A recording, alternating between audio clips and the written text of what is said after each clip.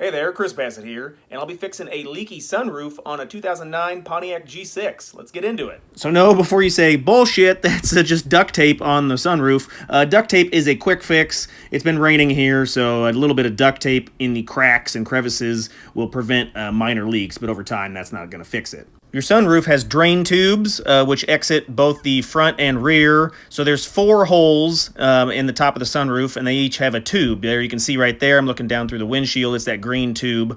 Sometimes these tubes become disconnected, whether it's, bad vibrations or wind. We say you drop the sunroof down and the wind blows them off, but they're just connected up through the lining here. So what we're going to do is we're going to remove the lining and then reattach the drain tubes. Like I said, there's 4. The first 2 are in the front, and then the second 2 are in the rear. I had issues with the water leaking right there in the rear passenger, so it's probably this rear tube here. If you pull back the fabric in the trunk, you can see there's the other tube. It'll drain out the back, but more than likely we're going to have to pull down the interior liner, which I do, and that is the problem. So I'm guessing since it's rear passenger, it's probably this rear tube in the back. So let's go ahead and go over what pieces you need to remove to gain access. So there's that panel there. You'll need to remove this knob here, and then up near the front, there's that one there. I'll show how to do, the entire side. That way, whether your leak's in the front or the back, you got it covered.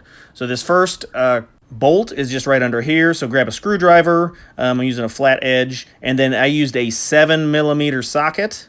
So you can use your screwdriver to pop open that plastic door there. And then I know it's kind of hard to see, but there is a 7mm bolt in there. Just unscrew it, and then this front panel will come off. The next one is this coat hook. Same thing. Use your screwdriver to pop that forward. There's a little Phillips head screw in there. And so you'll use a screwdriver to remove that, remove this hook. You'll also need to take off the sun visor.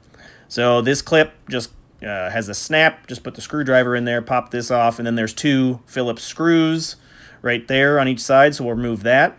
If your mirror has a light, there will be a wire. So just unplug the wire, and then you can take off your sun visor. Just be gentle, you don't want to pull any of those wires out. But with those things removed, you will be able to pull down your inner lining and get an access at the top.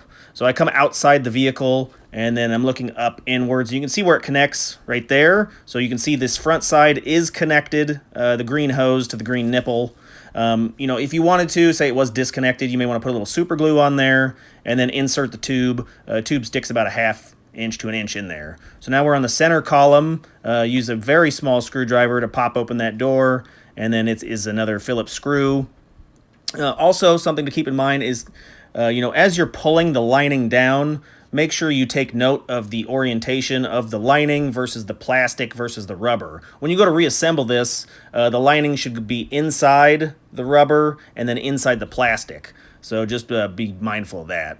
And then here in the back, same thing. We're going to take the screwdrivers, pop off the plastic, and then unscrew the screws that are holding that in place. All right, so now we're in the back.